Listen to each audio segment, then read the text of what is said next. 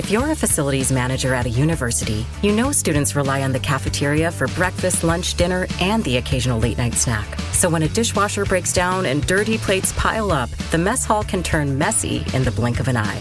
Enter Grainger. With over 1 million industrial-grade products and fast delivery, the product you need now is never far away. So you can turn that dishwasher back into a lean, clean washing machine. Call, click Grainger.com, or just stop by. Grainger, for the ones who get it done.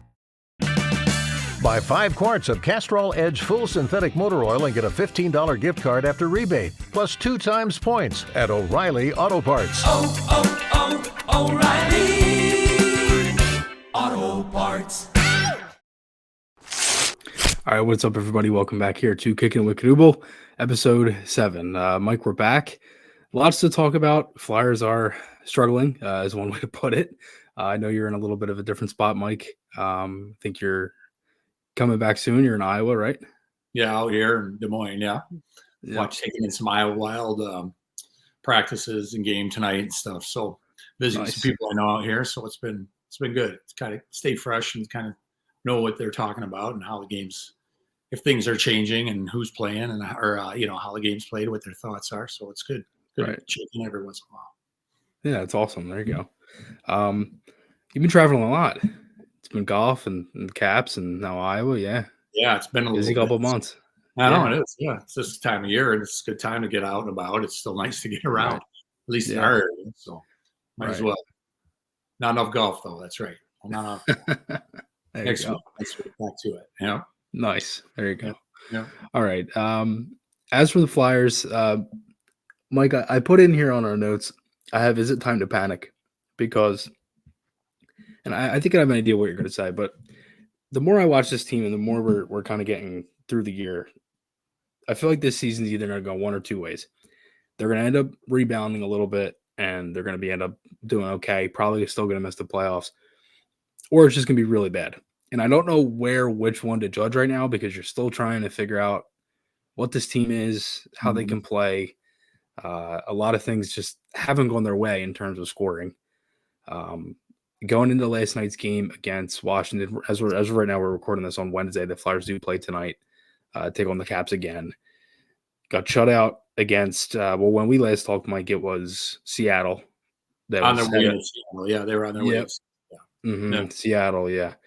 And struggled in that game. Had a real bad second period. Probably one of the worst periods they played this year so far. Give up 4 goals. 2 of them were in 8 seconds. It was just a bad period. Lose that game 6-4. They had a couple chances, but they lose that 6-4 to empty netter. Canucks game, they just laid a dud. Like, they just totally laid an egg. Came home. And you mentioned it, too, where that one could have been tough because you're coming home, you're traveling and everything, and you're just kind of going through the motions of getting back in the swing of things. Last night was like, all right, well, let's see what they can do now with a couple of days off. They're off Sunday. I think they practiced Monday. And it's like, all right, let's see what they can do. And then they go pretty good first period. They're down 2-0 off, 2 shorthanded goals. And then they had 5 shots the rest of the game. And it's just like, you're kind of just like throwing your hands in the air, like, what is going to happen here? And it's like, you're kind of just like poking them, like seeing what can happen, poking the dead horse and seeing if it'll do something. But I don't know. It's really hard to figure out where they're going to go. And I know it's still early, but they're 1-4-1. Don't have a regulation win yet. They're just really struggling to get something going here. Yeah, I mean, so go back to a week ago when we were talking, and they were going to play Seattle that night. So if you can pull off a game here, it's one hell of a road trip, right? Exactly. Saw that game against Seattle, and yeah, to your point, that period, that little section in the second period was super disheartening, and I'm sure, I'm sure it was for fans, and I'm sure it was even more for the players who are, playing the game. That was just like, it got over like real quick, right? The game ended. So again, you talk about coming home there and then to have a home opener, which, people call a trap game.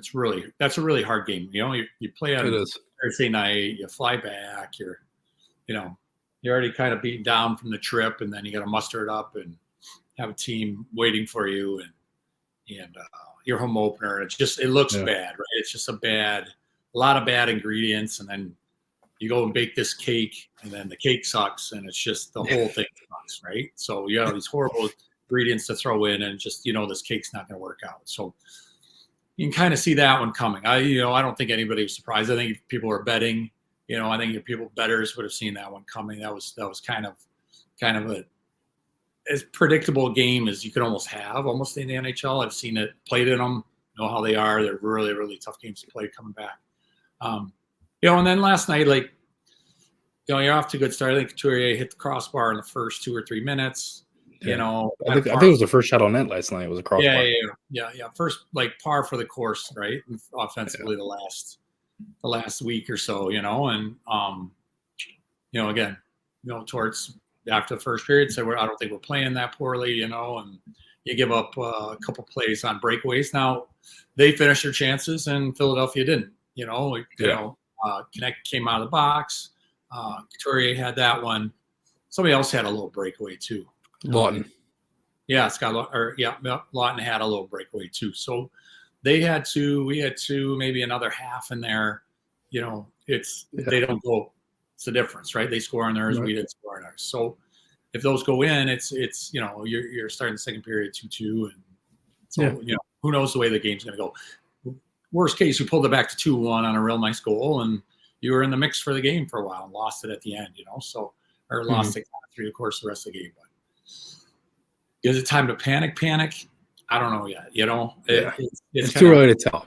Take a little bit longer. Let's let things shake out here. Let's get back on the East Coast. Let's kind of get some practice days in. Let's kind of get settled in here, and then give another couple weeks, see what we got. Yeah, I want to ask you: did you ever remember a time when you were kind of going through a tough start to the year, and you guys just kind of started pulling it together? Like, what if you can remember the time? Like, what was it that kind of brought you guys back? Sometimes I don't know. It's just it's like it's not like an all of a sudden thing. It's like you lose playing badly, then you lose playing pretty good, and then you lose playing good, and then you cross over the threshold, and then you start to win. You can win playing badly. It's very momentum based, right? And sometimes, old school stuff, they would have done it. Maybe they have fought their way out of it, they would have said, why don't we all go drink a bunch of beers tonight, and do it that way, kind of do camaraderie, old school ways. But these days you've got to be a professional. You got to play, and to a man, you got to look in the mirror a little bit harder and do, what can I do? And, if I'm not and then, the great thing about being out here with this team, even as the minors out here, these new analytics they have, right? So the attention to detail. So say your team, you have people in your analytics department that can send notes down and be like, okay, your team, or come from, Ian Anderson and the guys in Philadelphia, be like, all right, your team, we're not blocking shots. The computer's saying we're not blocking shots. We're not doing this and that. So the staff can kind of grab some of these little detail things and kind of move it forward, get it to the players. And players can be like, hey, I don't consider myself a shot blocker, but maybe I should block a couple, and then somebody else like, I'm not a big time finisher of my checks. Well, I got to finish some checks. So it can be something like getting players to do things out of their normal character, to just kind of push the whole group forward. You need some breaks too. Like, you need that save, you need a timely goal, you need a timely save. And you got to get it from somewhere, and somebody's, and it's the old thing, like somebody's got to make a play. Like, somebody's got to do something. You can't just play hockey and play comfortable, and especially when you're losing, and assume that things are going to go any different. Somebody's actually got to do something to make something happen, and whether it's, like I say, in goal, whether it's in goal, converting on a power play, scoring, a guy who doesn't score a lot, he's got to score goals. You get one chance every 2 games. You got to score one of those. And that's what it takes, somebody kind of doing something out of character where you don't expect it to come from. So, right. Yeah. No, 100%. And especially when guys are struggling, and going into last night, it was, I think, it was Konechny, Frost, Tippett, Michkov, and I think Drysdale. There might have been 1 or 2 other names on that list, but that's like a good chunk of the high end guys on the Flyers offense. Those guys didn't have a single even strength point going into last night's game. So it's just little things like that. There's just like, guys are struggling to get out of the gate and start scoring. Like, Tippett hasn't scored yet, and I think he had 15 shot attempts against Seattle. It was only 3 of them hit the net. You know what I mean? It's like he's just kind of been hitting glass most of the year, and it's struggling. And I think one of the biggest things is Tortorella, who, for me, Mike, it's hard to really judge Torts right now because I've always kind of viewed Torts as like this was going to be his last year, and they were going to try to either move him upstairs and get another coach in here. I always kind of viewed it as like this was like a 3-year plan with Tortorella. I still kind of feel that way. I think the more you kind of look at him and kind of what everyone's kind of been talking about, like, hey, is he kind of on the hot seat right now with everything that's been going on? He had a quote last night, and I know you just mentioned what he said in the first period, and I actually agree with him. I didn't think they were playing that bad, but then when you go the rest of the 40 minutes, you only get 5 shots on net. It's like you got to do something. I think one of the biggest problems is the lines are changed every game. There's been 18 different line combinations in 6 games.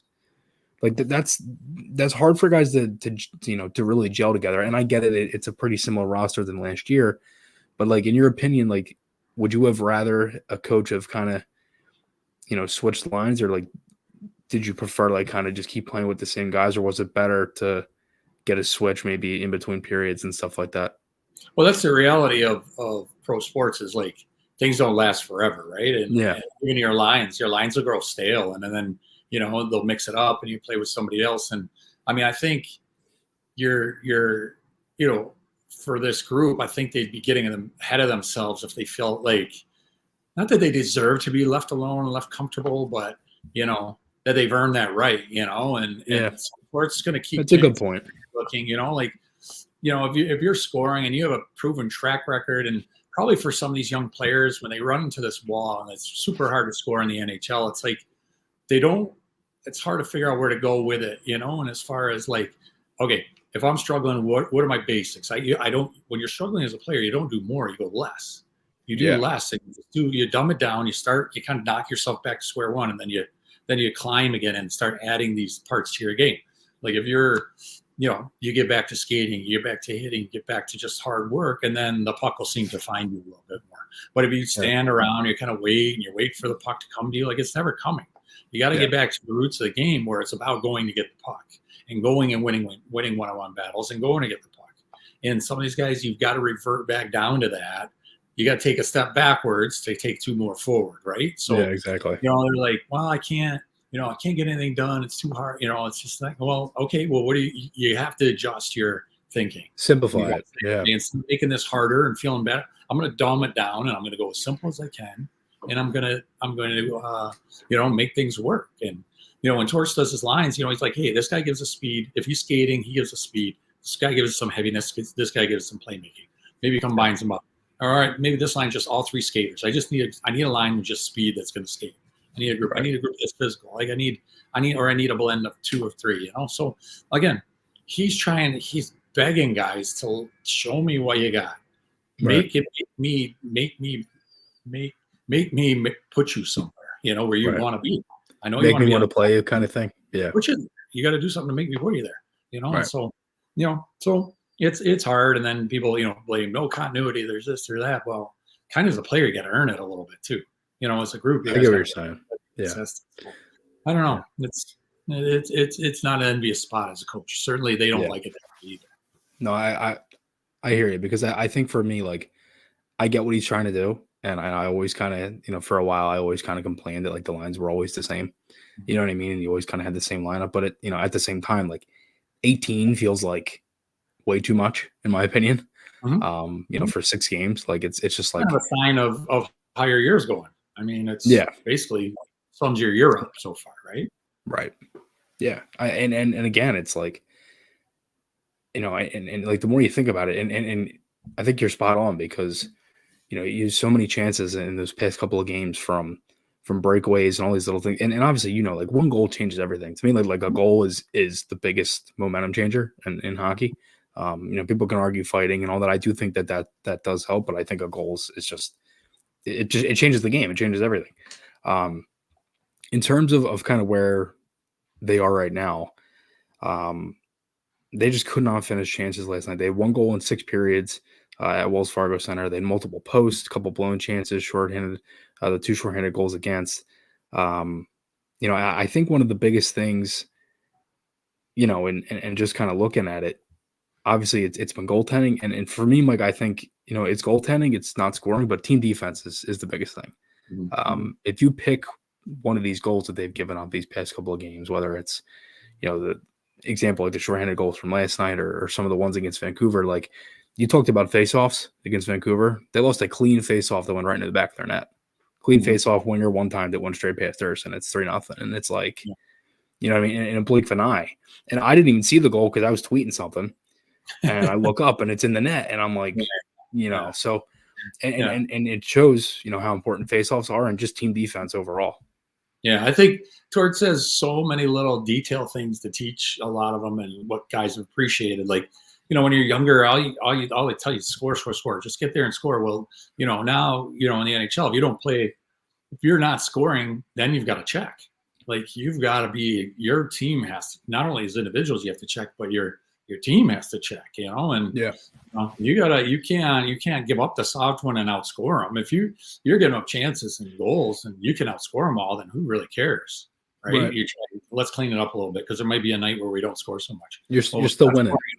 You're not scoring at all. Like, the onus is on your team defense, and your players have to check, and they have to be, on point when they're on point, like, with the right mentality every time they're on the ice. They got to be like, so dialed in, and it's super hard. So a lot of guys, you have to score. I mean, you got to check a little bit along the way to make it here, but you score to get there, and then it's like, to stay, you've got to learn how to play some defense and be an all-around player, and win these games 1-0 and 2-1. And he's got to have a collection of guys that, hey, if this is a 2-1 game, like, can we play in a 2-1 game? I don't know. He's like, can we win a 2-1 game? I'm not even sure.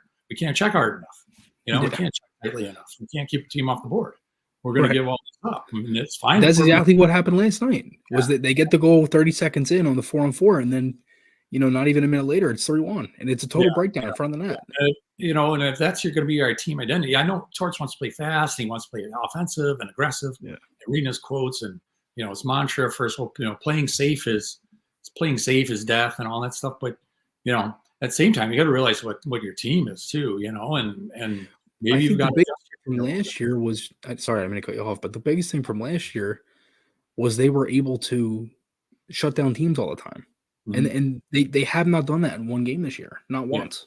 And it looks closer to the team that had that losing skid at the end of the year. They lost, I think, 9 of their last 11 to any other time before last season. Yeah. So I mean, they're just having bad luck checking. And it's not working, keeping teams off the board. I mean, you give up 4 last night. You give 3 to Vancouver the night before. You give up 5, or was it 6 to Seattle? I mean, those are, 4 goals a game, 4.5 goals a game you're giving up. Like, you're not going to outscore that. Like, no. You got to be tight. Big thing is you got to be tightening that up. And it's, getting the buy-in from the younger players and getting to appreciate that, how important that is. And that's how you win day to day. You're not going to win by scoring all the time. You can't pull it off. But your defense and goaltending got to be there. Your team defense and goaltending got to be there, and you got to check. And, and it's, I don't know. It's finding that balance, right? It's so hard, And again, you don't have a dominant superstar. You don't have somebody who's going to bail you out, or you can look to, point per game guy. You can look at this guy and be like, he's probably going to do it tonight. So let's just let him do it. There's nobody. It's hard. It's by committee. It's by committee. So you've got to. It's hard to figure out. It's super frustrating right now when it's the committee's not being able to pull that weight. And then so they'll get on a rush, or they'll get on a streak where they do start to go scoring. And it'll happen. Just one of these games coming up, they're going to score like 5-6 goals. And that's just how the game goes. That's why you got to give it some time here. Like, they're coming back from the West Coast, and they settle in and kind of just get in the groove of the season, and kind of get the pace and schedule of the season, and being home, being away, being home for 1, being away for 2, being back home for 3, back home, kind of the rhythm of bouncing around the East Coast. And it's, that's got a ways to go. That's still got to take effect a little bit. Yeah. No, 100%. And especially like when you really look at the schedule, you have the Caps tonight in Washington. You're home Saturday, Sunday, Minnesota, Montreal. Then you go to Boston, then back home against St. Louis, and then starting November, you're home against Boston, and then you go to Carolina, Tampa, and Florida. They're not really going far. You know what I mean? Like Tampa and Florida, those aren't really far flights, and then Carolina isn't too bad. So I mean, they're at least in a closer vicinity than one from going all over the place when they started the year. So that might start to help too. They can kind of ease into it. In terms of tonight against, and all this, you like to get a little practice time in, right? So you find these warts. You find these warts in your team that this is where we're really struggling. This is what's picking us apart, and now you have some time to work on it. And the NHL is not built for a ton of practice time, really. But you can sneak in the odd day or two here, and maybe even stay a little longer on the ice if you have to, and not be, and get some work through some of these kinks, So, but you got to start breaking these up in smaller segments, where you're like, well, all right, we got, we're at Wash here now, and then we got 2 home games this weekend. All right, these next 3 games, we got to get, we got to have 4 points out of this. We got to be scoring probably 10 goals combined. Let's give up less than 6 combined. Those are good little things to start to build some momentum and create little challenges within the season. Like, let's worry about this next week here and play well this week, and then we'll start to build. Then we'll worry about the next week, And so it's before it gets too much further, it's a daunting task. It's certainly everybody's antenna's got to be up here and say we got to right the ship here pretty quick. Yeah, no, 100%. And you're going in these next couple of games. To me, the biggest positive right now is that there's 74, 73 games left.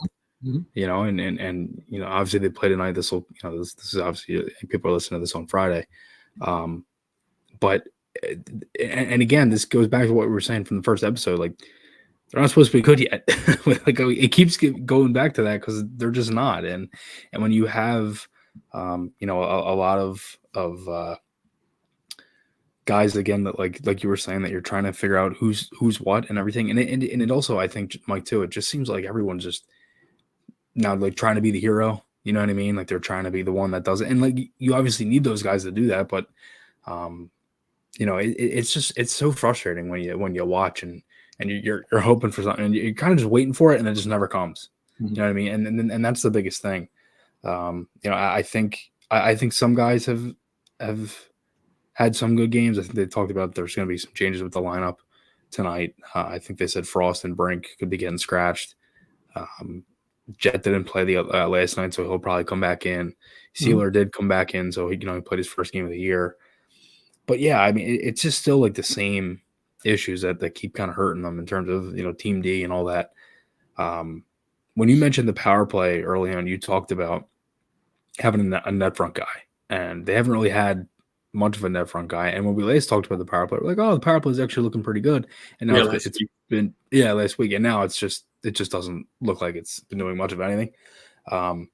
In terms of that, is there anything is that more of also too just kind of simplifying it and just getting in? Because it seems like that they struggled in draws still. They still lose a ton of faceoffs, which that's been a huge thing. Less possession of the puck, and then you got to defend more and all that. We talked about that. And then more of just like the power play. Like last night, it's 2 goals from the same unit, and it's Zamula is the quarterback, and like no one reads that. You know what I mean? It's just simple plays. Like, I don't know what it is. If it's just in their head, or if it's just trying to get off on the wrong foot, and then you're just like you're kind of like hoping and praying that like you're kind of just like, oh God, like when you're watching it, like they got to score first here or something like that. I think it's been 4 of the first 6 games they've been behind 1-0 or more.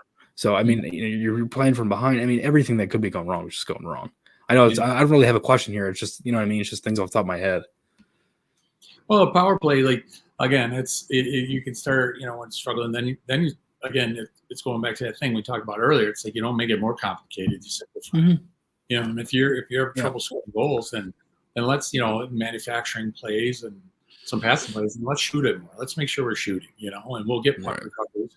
The onus is on some guys to go recover pucks for sure, but let's get some shot volume going here. Let's show we're shooting power play, and then maybe some of these passing lanes will open up a little bit. But that's an easy, simple, quick answer. I mean, but if you have the right personnel, it's it's simpler. It should work out. But but then like I said, everything pro sports, and when things go bad, it starts to snowball a little bit. And then, again, somebody wants to do something that they shouldn't be doing with outside their team game and on the PP, and they try to do it themselves a little bit more. But again, it it's really important for the guys to really kind of hold it together themselves and just kind of keep playing and not start, and realize we're all in this together and just keep going with it, and make it work. So certainly there's no doubt it's frustrating. I mean, you switch the lines, you change the lineup. Brink had a great point blank chance on his backhand early in the first.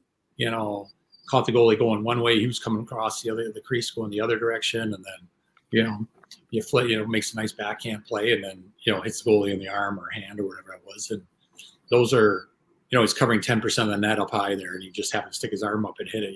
So that's just the way it goes. And so kind of when it rains, it pours a little bit. I think a little bit for the Flyers now, and it's like, so good thing is, I think the best thing is after last night and not letting it sit, and you went right on the road and got to DC, and you get another chance at the same group tonight. So exactly, you get to evaluate what you did wrong, go through the video. Hey, let's clean this and up, and let's have we'll have a better effort tonight and be a better team than we were last night. And that's that's all you can hope for. That the staff's trying to say, we'll be better tonight than we were last year. Clean this, or last night. Let's clean this stuff up. Get a win tonight. Which would get help you catapult you into the weekend. Yeah. No, 100%, and especially too because it felt like there was a lot of times last night where they passed up shots. So I think that's going to be one of the biggest things is just shoot from anywhere, honestly, because you're struggling, you can't score, and see if you can get a bounce. Yeah, I mean, think about it. Shot volume is huge. If last year they broke records in shots on goal. Yeah, goalies say 91, 92% of pucks. So if you shoot 33 shots, means you're like scoring. You're going to get one. I mean, you need shot volume. And maybe you're going to get two at it. Somebody who's a 92%, you're going to get two. And you get 44 shots. Maybe you're up to 3.5 a game. You've got to get shots, right? And it's you don't be shy about shooting the puck. And then you got to find somebody to go to the dirty areas, and where the stats prove, that 10 feet out and about 10 feet each side of the crease is the hard area, and you've got to get more guys in there. And guys, Brink had a great chance in there. That's one sticks out to me. And at least we're in there. You're in there getting shots, but you've got to get take those shots and then go find them. And outwork the D. Forwards got to outwork their D and go find these rebounds. So it sounds very easy, but I don't see a problem with shot volume. And get more pucks. It's good mentality, and then you can make some plays after that. But be a shooter. Every guy, they're young players, try and start a game. How do I get off to a fast start? It's like you're skating. Either you skate, you either hit or get a hit, and then if you have a chance to shoot the puck, you shoot the puck. And it seems to get the ball rolling. It seems to get the ball rolling in for you. And players, everyone kind of gets into the game then. Why do I start slow? Well, you're not doing. All you do is three things for your first shift: skate, hit somebody, or get hit. And if you have a chance to shoot the puck, don't get cute with it. Just put it on goal and follow it to the net. And it just kind of gets the ball going. So. And that's hard on some of the young players to have that maturity to figure out, okay, I got to dumb this down. Here's where I'm going to go back to what's worked in the past. When I struggled before, this is how I got myself going, and get myself going that way and figure out what's going to work for me. How do I get my game moving forward? It's hard for young players to understand that. Try and understand. You try and tell them and explain it to them, and it just goes right over their head a lot. Yeah. Until they get older, you figure it out a little bit. Yeah, exactly. Okay. So obviously we'll see kind of what happens, tonight against Washington. We interrupt this program for an important news announcement. All right, what's up, everybody? Chris here. Little insert after Flyers Caps didn't go as planned.